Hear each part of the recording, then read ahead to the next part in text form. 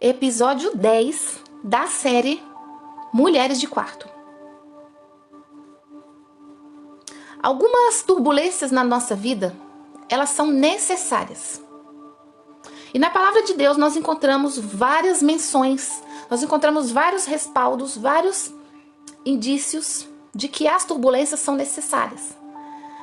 Mas a grande questão não é a turbulência em si, é a sua resposta, é a sua postura, é a maneira como você reage às turbulências da vida.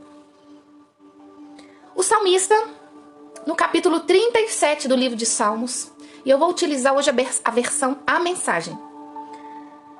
O salmista diz o seguinte, no verso 5: abra-se completamente diante de Deus e não esconda nada dele, e ele fará o que for preciso. Aquiete-se diante de Deus e ponha tudo diante dele. Não se incomode com as pessoas que pisam nos outros para subir. Refreie a sua ira e jogue fora a sua raiva. Esfrie a cabeça. A ansiedade só piora as coisas. Os maus não suportam os bons. Um justo dominará 50 ímpios,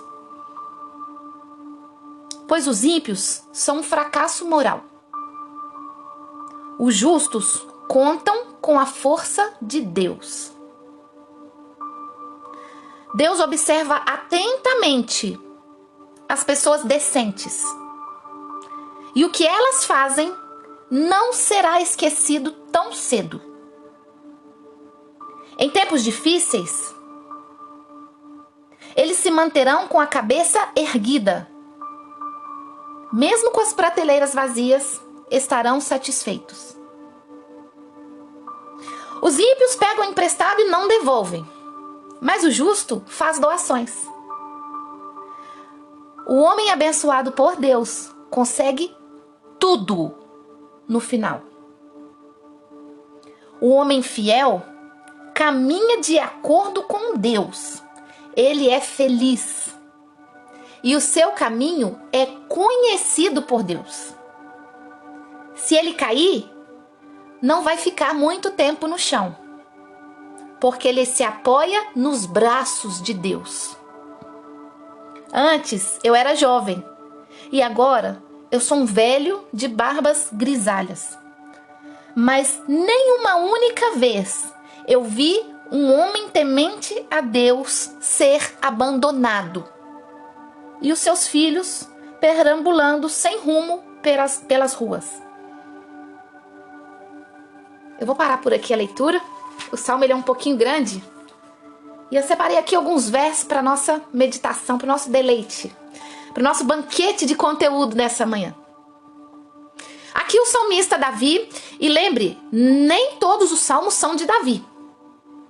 Mas o Salmo 37, o salmista Davi, ele diz o seguinte: olha, abre o seu coração diante de Deus e não esconda nada dele. Porque aqui nós vamos ter turbulências, aflições, injustiça, nós vamos ser injustiçados, nós vamos sofrer danos às vezes irreparáveis por causa de fofoca, por causa de coisas e pessoas que se levantam contra nós. Mas o salmista aqui nos dá um norte, um direcionamento. Ele fala assim, olha, se abra diante de Deus e não esconda nada dele, porque é ele quem fará o que for preciso. Coloca aí suas inquietações todas diante de Deus, sabe por quê? Não se incomoda com as pessoas que estão se levantando contra você. Aqueles que pisam nos outros para subir, para crescer. Não se incomoda com isso. Resfrie a ira. Esfria a cabeça. Joga fora a sua raiva. Porque a ansiedade, essa angústia aí dentro do peito, isso só piora as coisas. Quantas decisões são tomadas no calor da emoção e depois a gente se arrepende amargamente. O salmista disse também no texto que os maus, eles não suportam os bons. E aqui eu tenho uma grande resposta. Se eu sou uma pessoa que estou vivendo de acordo com o que Deus pede, eu tenho que entender que os maus, eles não vão me suportar. Porque se o Espírito Santo, ele habita em mim, se dentro de mim habita o Espírito Santo de Deus, eu tenho que entender que os espíritos maus não vão me suportar. Então, nós já estudamos aqui durante essa série que pelos nossos frutos nós somos conhecidos, pelas nossas ações, pelos nossos comportamentos, pela maneira que falamos e agimos. E da mesma forma nós podemos observar ao nosso redor. Os frutos que as pessoas ao nosso redor estão produzindo dizem muito sobre quem elas são e qual é o espírito que está andando com elas. Porque se o espírito que anda com elas não gosta do espírito que habita em mim, eu já tenho aqui uma resposta. E a palavra do Senhor, ela diz que a nossa luta, ela não é contra carne. Não é contra pessoas, é contra principados e potestades. É contra o mundo espiritual. Agora você entende quando o salmista diz que os maus não suportam os bons? Os espíritos imundos, os espíritos do mal, não te suportam. Caso você ande, caminhe e viva com o Espírito Santo. É por isso que muitas pessoas do nada se levantam contra você. Do nada a pessoa não vai com a sua cara mais. Do nada a pessoa vira a cara para você e começa a atormentar a sua vida. Os maus não suportam os bons. Mas não é porque você é bom. Porque a própria Bíblia diz, né? Que aqui na terra não há ninguém bom senão Deus. Mas o Deus que habita em você, o Espírito que habita em você, esse sim é bom. É por isso que os maus não te suportam. E o salmista também, ele traz em um dos versículos aqui, o versículo 18, dizendo que o Senhor observa atentamente. O Senhor nos observa atentamente. E o que nós fazemos durante a caminhada com Ele na terra não será esquecido tão cedo. É assim que diz a minha versão. E em tempos difíceis, eles se manterão de cabeça erguida. Será que eu falo nessa hora para alguém que está com a cabeça abaixada? Será que eu falo nessa hora para alguém que está se curvando diante dos problemas? Diante das pessoas que se levantam contra você? É tempo de levantar essa cabeça e andar com ela erguida. Porque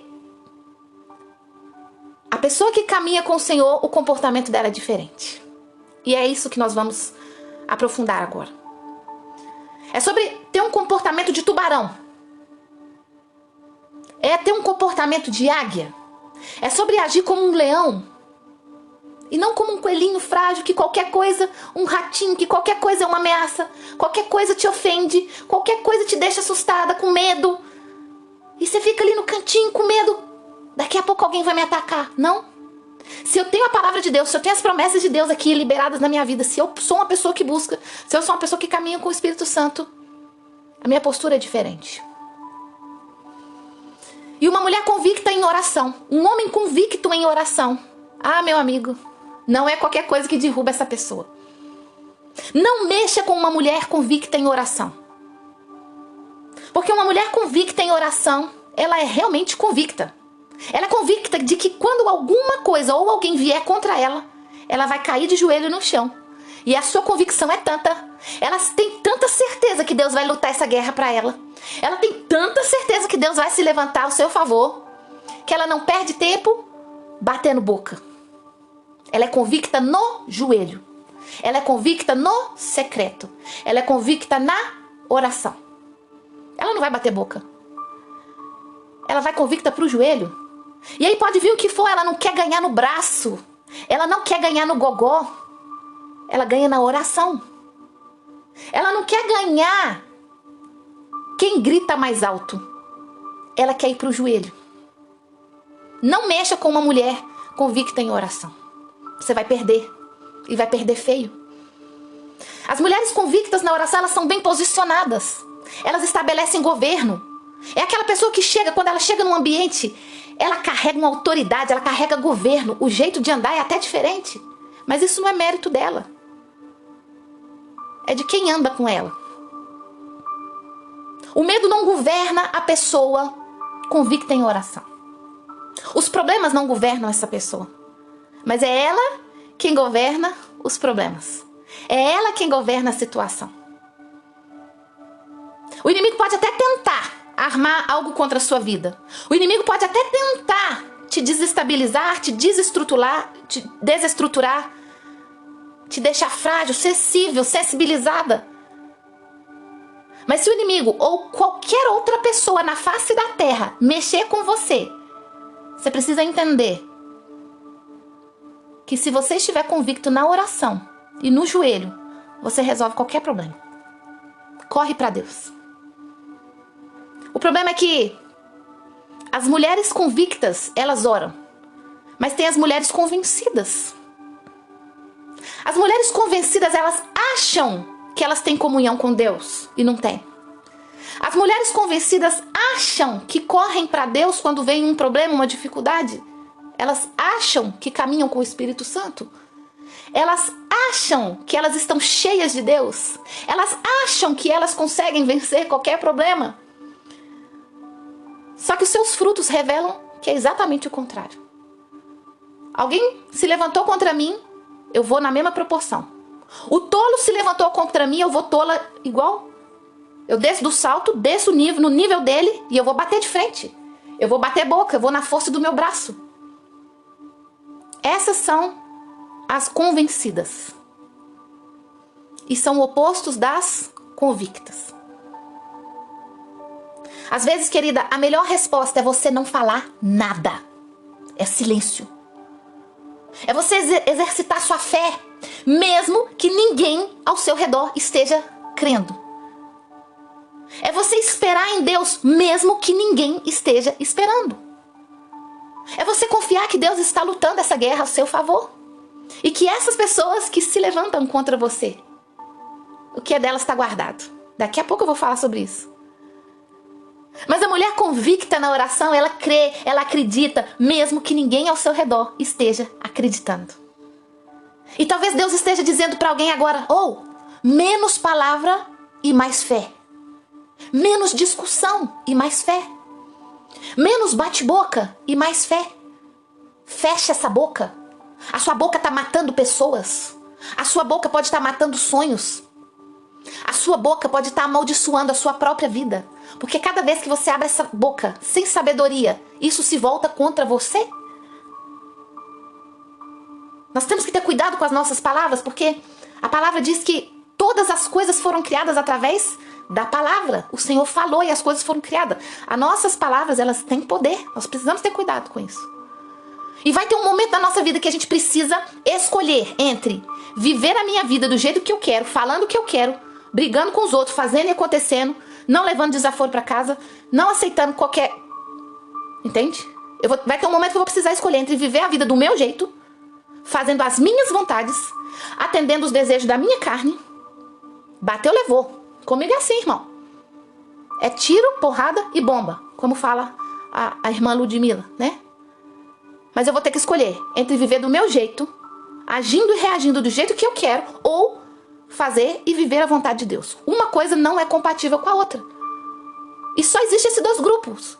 As mulheres convictas, posicionadas em fazer a vontade de Deus, e as mulheres convencidas, agarradas, ancoradas em fazer a sua própria vontade e agir e reagir conforme a sua natureza.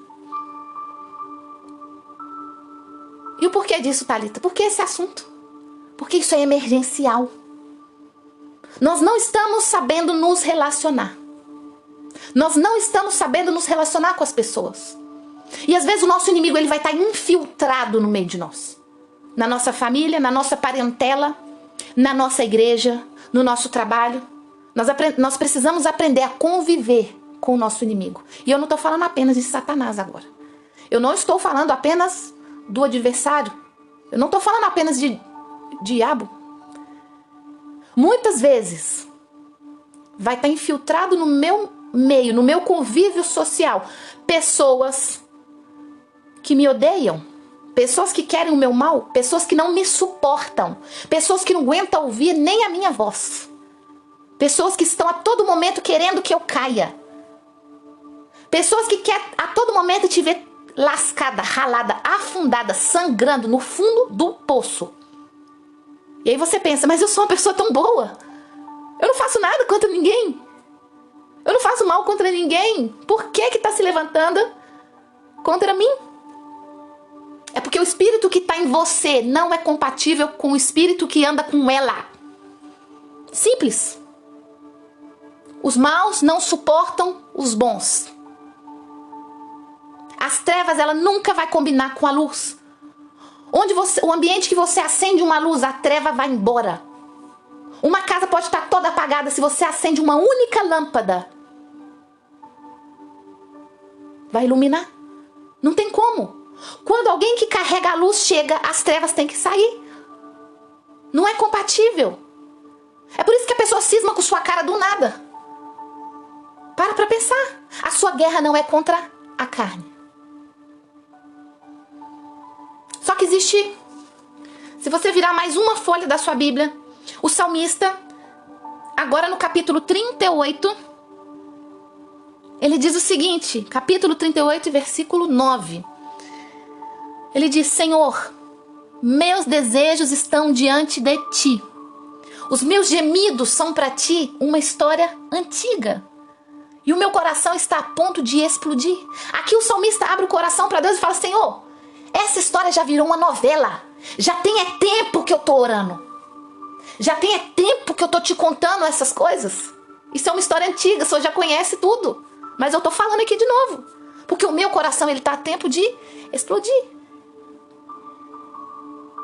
Sabe o que ele fala mais adiante, no versículo 15? Os meus rivais, eles macularam o meu nome. Eles querem fervorosamente a minha ruína. Mas eu sou mudo e surdo para tudo isso. Ouvidos fechados e boca fechada. Não ouço nenhuma palavra do que dizem. E eu não digo nem uma palavra em resposta. O que eu faço, ó Deus eterno, é esperar por ti. Esperar pelo meu Senhor, meu Deus, porque tu me responderás. O salmista aqui diz o seguinte: olha, eu estou passando aflição com determinadas pessoas, não é de hoje. Essa história já é antiga para ti.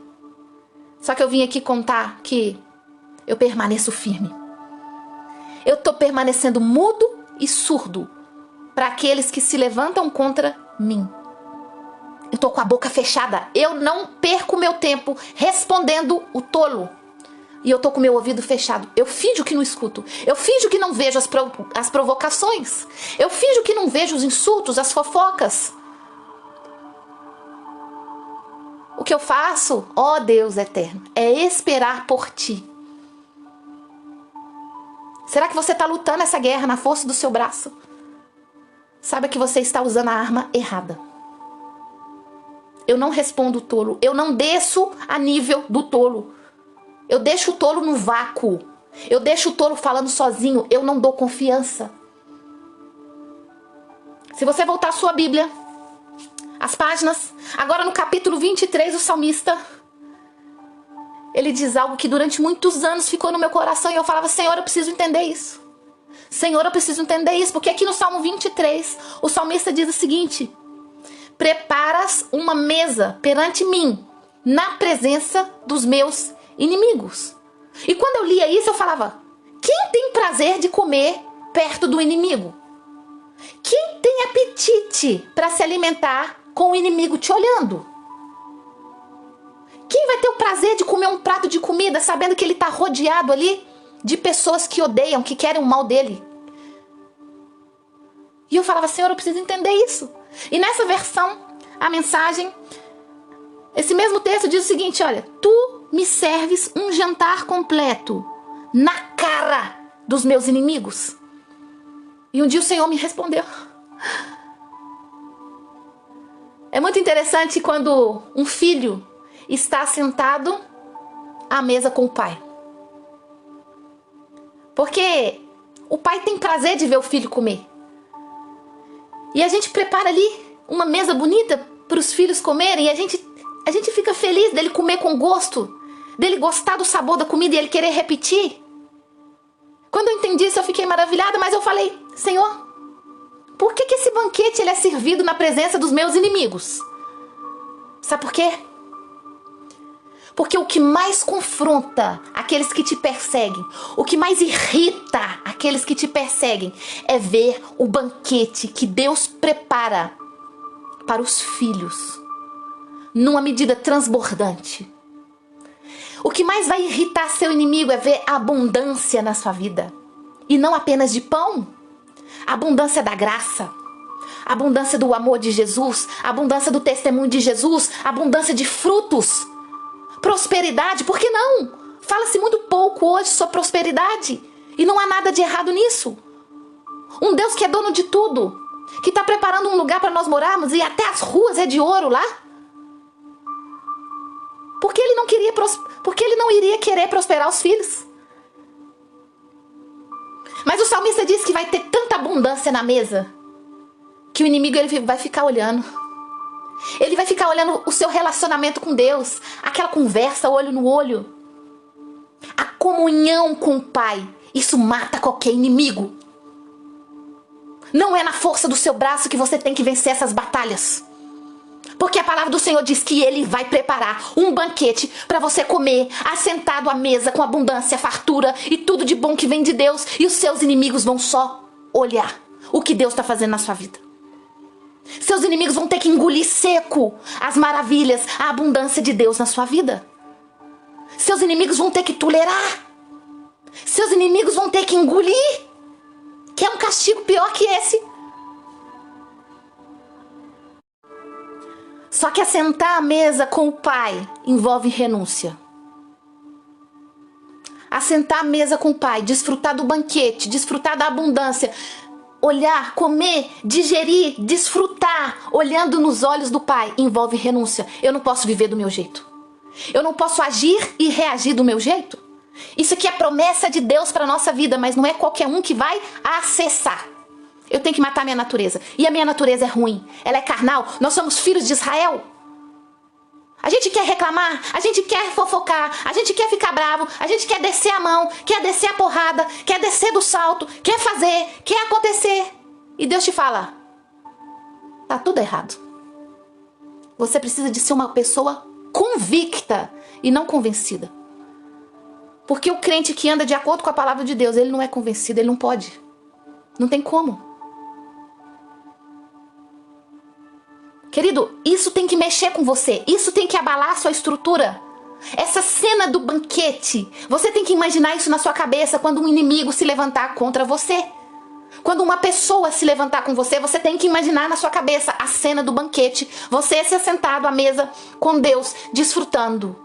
Deus te prosperando, Deus te abençoando, Deus te dando sabedoria, Deus te dando graça, Deus cuidando da sua saúde, Deus cuidando da sua casa, Deus mantendo seus filhos unidos, Deus te dando dinheiro para você comprar o pão de cada dia, Deus te dando sustento, Deus provendo, Deus cuidando.